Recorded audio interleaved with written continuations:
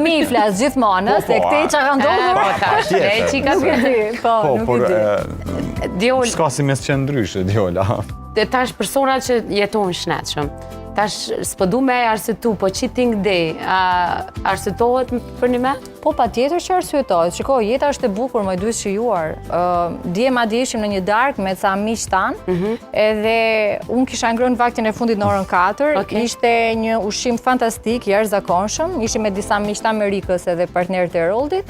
Edhe unë nuk hëngra asgjë, piva vetëm 3 ose 4 gota me ujë. Dhe ishin kështu me vërtet, kaq e disiplinuar, po vetëm provoj një çik, nuk të haj, thash dëgjoj. Unë thash, e para nuk kam dyshim që ushqimi është fantastik. E dyta, mua nëse më bie në kokë që do ta ha një gjë, nuk pyes asnjë dhe do ta ha.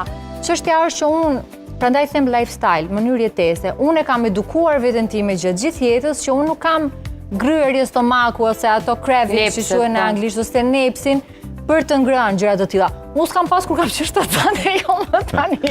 Domethënë, kur e mëson trupin ashtu nuk të duket vështirë, por këto cheating të vogla, këto mashtrimet të vogla, okay, shijoje ushqimin, por është shumë e rëndësishme që kur ta konsumosh atë ushqim, të jesh në gjendje të mirë emocionale, sepse ti mund të hash avokado gjithë ditën, mund të pish ujë shumë të mirë gjatë gjithë ditës, por nëse ti je njeri negativ dhe je në situatë negative, ato ushqimet e mira nuk të bëjnë mirë, nuk ndikojnë njësoj mirë.